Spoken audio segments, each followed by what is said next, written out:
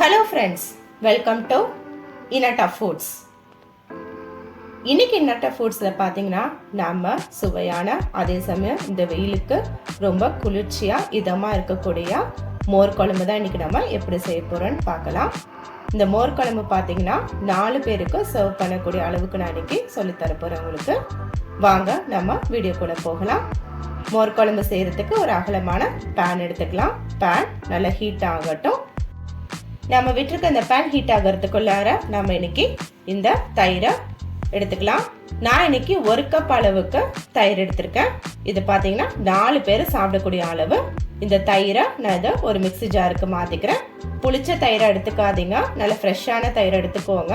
இதில் ஒரு 1/4 டம்ளர் அளவுக்கு தண்ணி விட்டு அரைச்சி எடுத்துகிட்டு வந்துக்கலாம்.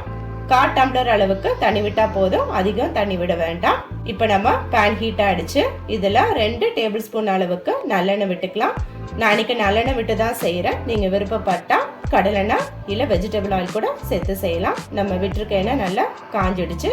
நான் இதில் 1 டேபிள் ஸ்பூன் அளவுக்கு கடுகு, 1/4 டேபிள் ஸ்பூன் அளவுக்கு சீரகம், 1/4 டேபிள் ஸ்பூன் அளவுக்கு வெந்தயம் சேர்த்துருக்கேன். வெந்தயம் அதிகம் சேர்க்க வேண்டாம், கம்மியாகவே சேர்த்துக்கோங்க. இல்லைன்னா நம்ம மோர் குழம்புக்கு பார்த்தீங்கன்னா ஒரு கசப்பு தன்மை வந்துடும்.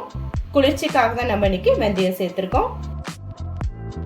இதோட 5 காஞ்ச மிளகாய் சேர்த்துக்கலாம். விட்டு நல்லா வதக்கி கொடுத்துக்கலாம். அடுப்பு மீடியம் ஃப்ளேம்லேயே இருக்கட்டும், ஹை ஃப்ளேமில் வச்சிட வேண்டாம். ஒரு கைப்பிடி அளவுக்கு கருவேப்பிலையும் சேர்த்துக்கலாம். விட்டு லைட்டாக வதக்கி கொடுத்துக்கலாம்.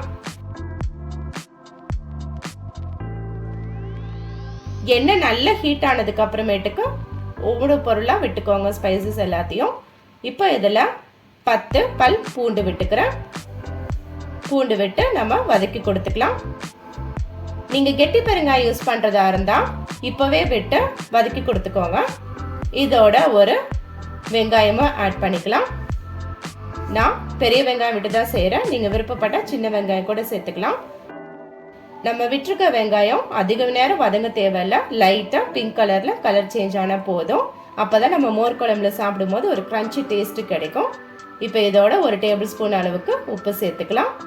நம்ம விட்டுருக்க வெங்காயம் வதங்கிறதுக்கும் அதே சமயம் நம்ம குழம்புக்கு தேவையான அளவு உப்பு சேர்த்துருக்கோம்.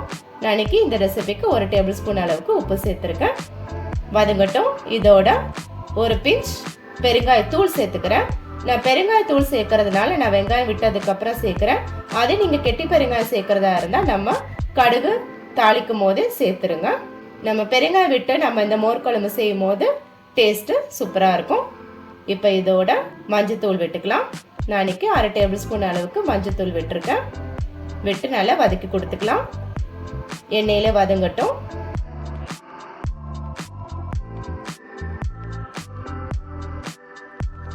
இப்போ நம்ம அரைச்சி எடுத்துட்டு வந்திருக்க இந்த மோரை இந்த எண்ணெய் கலவையில விட்டுக்கலாம்.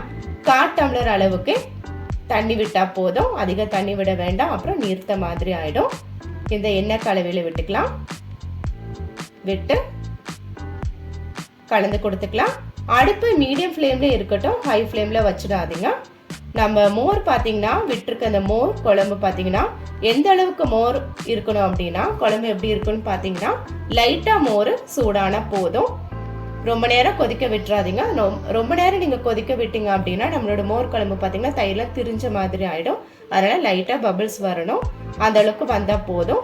மேலாக்க நம்மளோட மோர் ஹீட் ஆனால் போதும். நல்லா கலந்து கொடுத்துக்கோங்க. அப்போ தான் நம்மளோட மசாலாக்கள், வெங்காயத்தோட ஃப்ளேவர் எல்லாமே நம்மளோட மோர் குழம்புல இறங்கி டேஸ்ட்டு சூப்பராக இருக்கும். லைட்டாக பபிள்ஸ் வர ஆரம்பிச்சிருச்சு, போதும். இதுக்கு மேலே நீங்கள் வேக விட்டிங்கன்னா நம்மளோட மோர் பார்த்தீங்கன்னா திரிஞ்ச மாதிரி ஆகிடும், குழம்பு நீர்த்த மாதிரி இருக்கும். அதனால் ஸ்டவ் ஆஃப் பண்ணிக்கலாம். நான் இன்னைக்கு இதை ஒயிட் ரைஸோட சர்வ் பண்ணுறேன். நீங்கள் உங்கள் வீட்டில் இந்த ரெசிபியை ட்ரை பண்ணி பாருங்கள். ட்ரை பண்ணி பார்த்துட்டு உங்கள் ஃபீட்பேக்கை கமெண்ட் பாக்ஸில் தெரிவிங்க.